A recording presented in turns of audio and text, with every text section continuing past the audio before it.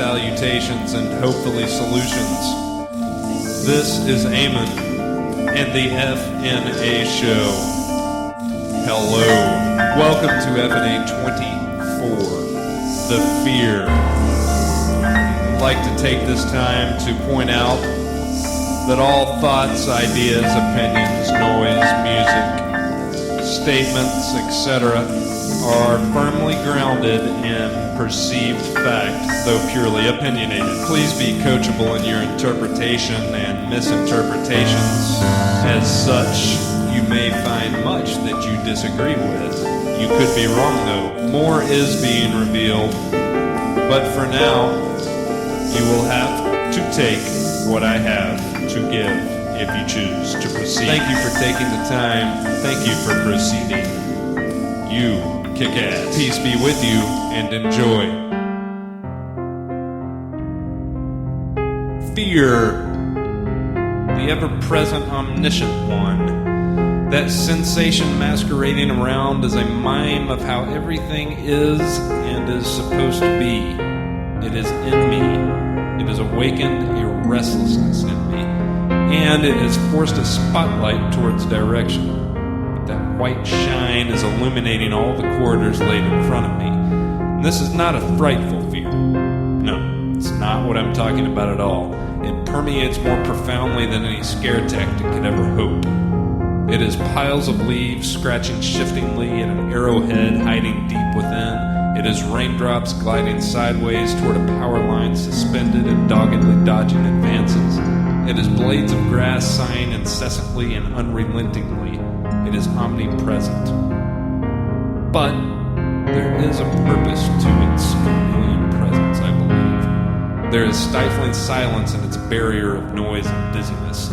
It is storm clouds wanting more. It is force unwielded. It is necessary. And it awakens, too, a sister to my restlessness, an apprehension without a name. She is a cunning sight to feel, and with her come torrential downpours of vacancies, lacerations refusing to bleed, and a jagged pulsing heart, smooth as Montana skipping stones.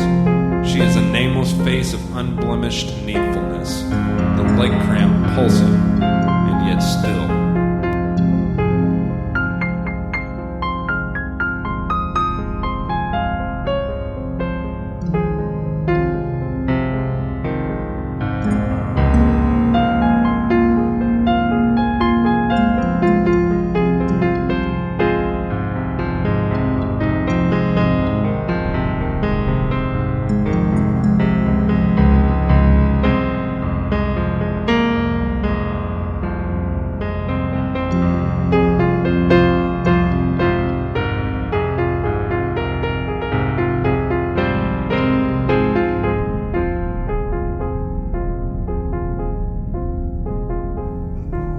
This way,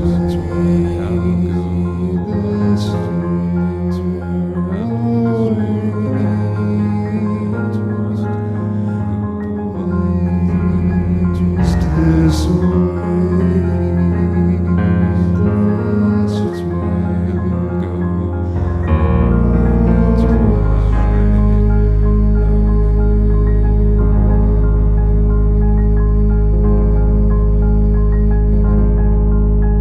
I've got a prickly little sensation sitting right up there on the tippity-trappity top of that corner tower there in a precious little crevice in that pear-shaped part of my tiny little heart, and it touches even to that single nerve that dangles quite precariously in the way of the normal unobstructed workings of my brain. And it vexes me a lot, quite too much for words to come to the forefront of the line of the battle waged within.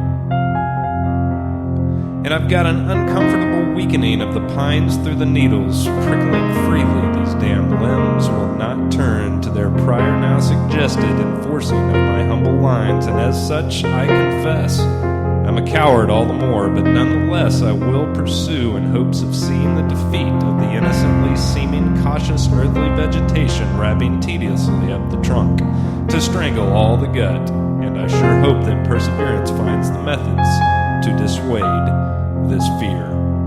This fear unbinds all the writings in these walls. this way.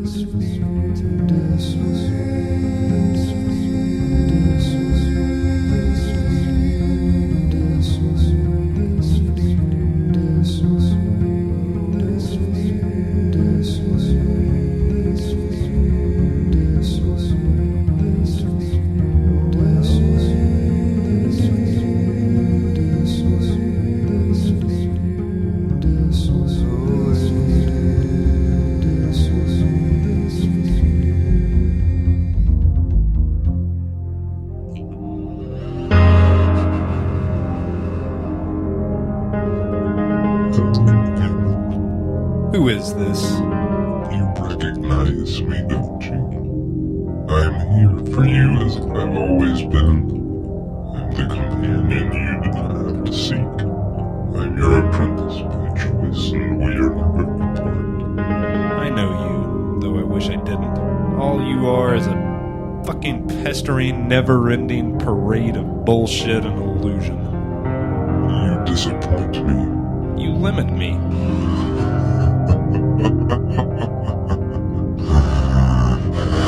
Cripple me. I hate that you're real. Is that what you think? That I am the great limitator? That I'm a debilitating crutch bringer? That I actually derive a purpose by unbalancing lives and stirring hidden tensions, rousing lost and discarded thoughts? Yes. You take away purpose and direction and cause all sense of hope and satisfaction, positive things such as this to flee. You ruin days, reshape weeks, and destroy moments. You're fucking evil. And you are shallow.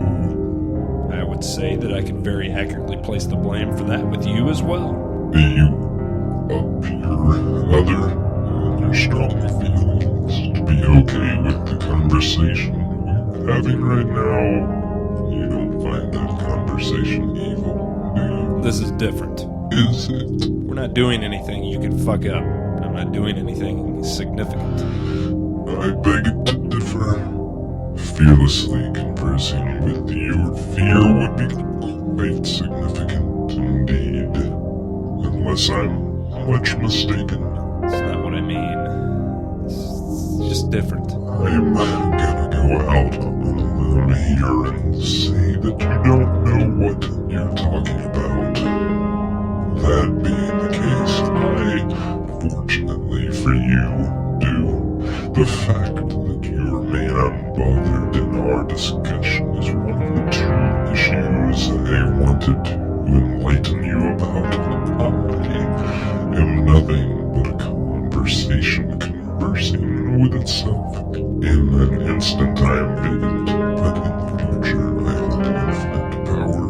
But that power is not even my own.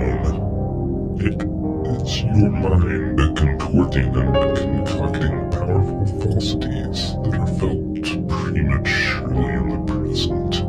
And I'm the one that doesn't know what he's talking about? Pay attention. Shallow you are, but stupid you're not. One is never afraid in the extreme present. You only find me in the future. Fear is future. Yes, and the future isn't real because we're always within the present, so you, likewise, are only a make-believe emotion. And it seemed so plausible that you existed. Go figure. No need to be sarcastic. You know it's true. I'm only as real as you allow me to be. Which must be pretty real indeed in your case, given this discussion. Okay, interesting. I'll have to sleep on it. What's the second thing that you wanted? Symmetry. Yes? You think you're pretty smart and clever, talking about life being symmetry and everything is symmetry. Balance, douchebags, and blah, blah, blah. Hey, come on now. It's pretty accurate, I think. The whole good versus evil, right versus wrong. One side can't exist without the other, so they balance each other out. Makes sense to me. That's why it's an issue to me, though, and not you. Life is not symmetry. Life is hard. It exists for the hard. You simply soften the loads on yourself through cleverly marketed trickery. Life is shit. It exists for the courageous and the unrelenting, but you pollute your mind with illusions of ease and luxury. Life is a series of fearful mistakes with a moment of joy here and there if you're lucky. Emotion There is a symmetrical idea, if you must have one. The gamut extends from the physical to the metaphysical and elsewhere. If you must resort to labels, then label me. If you are ignorant of everything else I have uttered, then hold to this only. Fear is symmetry. I crucify hope and inspire greatness. I behead daring and encourage courage. I cut down pride and mold character. I spit in the face of beauty and open ballooned eyes. I harden the heart and sharpen the mind. Label me and harden up.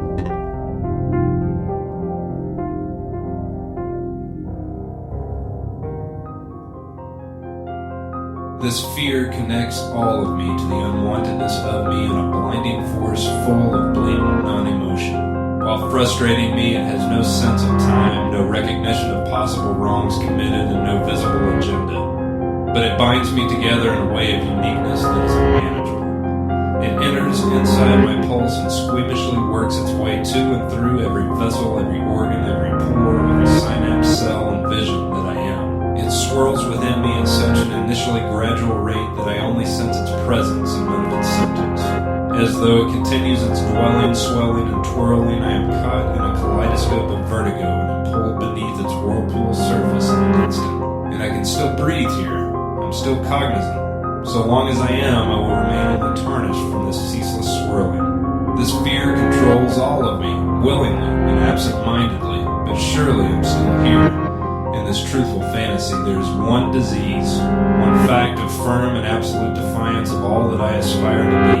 There remains available only different choices, plagued with the same decision and the same grueling longevity of this, my enemy. There is a magic to this dancing parade of indecisive drudgery. There is a transformation evident as my infection widens and deepens. Through this pain becomes available another obstacle, a treacherous and seemingly unscalable mountainside of perpetual unnerving motion. And inside this motion, in the clouds and mists of the colossal peaks, there is an aura of a sensation that even from a distance could drive me crazy. And as a crazed mind and deluded body ventures nearer in thought to those cliffs, and begins further to sense the contents of the mist in its full capacity, an idea becomes stored away to fester.